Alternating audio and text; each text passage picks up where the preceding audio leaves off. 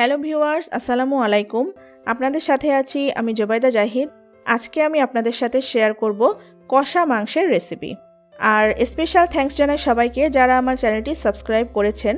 আর যারা সাবস্ক্রাইব করেননি এখনই করে রাখতে পারেন, তাহলে পরের ভিডিওটি আপলোড হওয়ার সঙ্গে সঙ্গেই আপনি পেয়ে যাবেন। তো চলুন ভিউয়ার্স, চলে যাচ্ছি মূল রেসিপিতে। প্রথমে চুলায় মিডিয়াম হিটে ফ্রাই প্যান বসিয়ে এতে তেল দিয়ে দিচ্ছি। তেল দিচ্ছি হাফ কাপ পরিমাণ।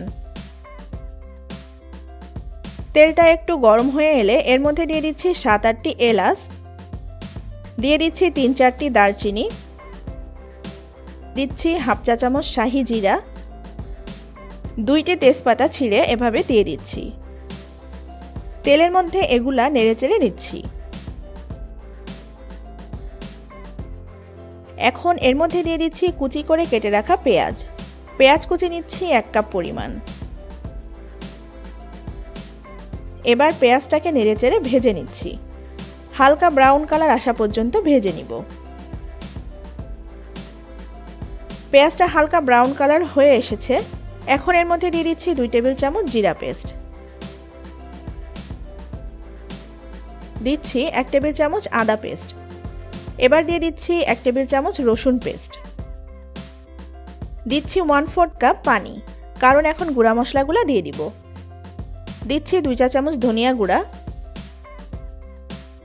এখন দিয়ে দিচ্ছি পরিমাণ মতো লবণ, দিচ্ছি 1 টেবিল চামচ লাল মরিচের গুঁড়া, দিয়ে দিচ্ছি 1 চা চামচ হলুদ গুঁড়া।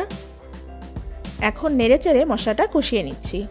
খুব ভালোভাবে মশলাটা কষাতে হবে যেন মশলার কাঁচা গন্ধটা চলে যায়। আমি 2-3 মিনিটের মতো মশলাটা কষিয়ে নিচ্ছি। মশলাটা ভালোভাবে কষানো হয়ে গেছে এবং মশলার কাঁচা গন্ধটাও চলে গেছে। এখন এর মধ্যে কেটে ধুয়ে রাখা মাংস দিয়ে দিচ্ছি। গরুর মাংস নিয়েছি এখানে 1 কেজি পরিমাণ। মশলার সাথে মাংসটাকে নেড়েচেড়ে মিশিয়ে নিচ্ছি। চুলার আঁচটা এ পর্যায়ে হাই হিটে রেখেছি। হাই হিটে রেখেই এখন মাংসটাকে 9-10 মিনিটের মতো এভাবে নেড়েচেড়ে কষিয়ে নিচ্ছি। 10 মিনিট মাংসটাকে কষানোর পর এখন আমি ঢেকে দিচ্ছি। চুলার আঁচটা আমি এ পর্যায়ে মিডিয়াম করে দিয়েছি। মিডিয়াম আঁচে ঢেকে আমি প্রায় 40 মিনিটের মতো রান্না করব।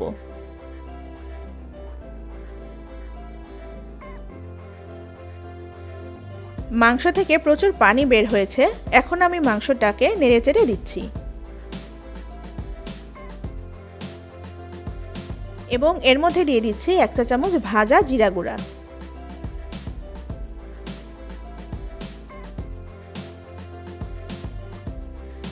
ফিরে এলাম 40 মিনিট পর। আবার একটু নেড়েচেড়ে মিশিয়ে নিচ্ছি। মাংস থেকে যে পানি বের হয়েছিল সেটা টেনে গেছে। এখন আমি আরেকটু নেড়েচেড়ে কষিয়ে নিচ্ছি। এ পর্যায়ে দিয়ে দিচ্ছি 1 কাপ গরম পানি। আবারও একটু নেড়েচেড়ে নিচ্ছি। এখন আমি ঢাকনা খোলা রেখেই আরও 20 মিনিট রান্না করব। মাংসটা নেড়েচেড়ে নিচ্ছি।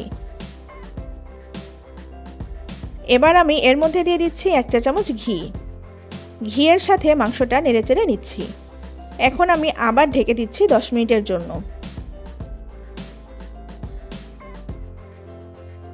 ফিরে এলাম 10 মিনিট পর। মাংসটা অলমোস্ট সিদ্ধ হয়ে গেছে এবং খুব দারুণ একটা ফ্লেভার বের হচ্ছে। তৈরি হয়ে গেল আমার খুব টেস্টি কষা মাংস।